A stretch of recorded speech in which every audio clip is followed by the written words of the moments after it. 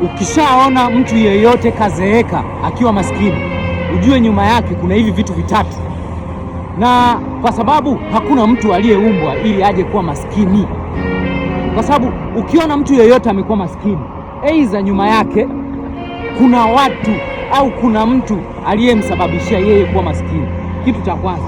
Kitu cha pili, ukiona mtu yeyote kawa maskini, aidha nyuma yake aliukubali mwenyewe kwa hiari yake umaskini. Hiyo ni sababu ya pili. Lakini sababu ya tatu na ya mwisho, ukiona mtu yeyote kawa maskini, aidha kuna kitu cha asili ambacho kilitokea automatic kikamfanya asiweze kutatua changamoto na hatimaye kikampelekea kuwa maskini.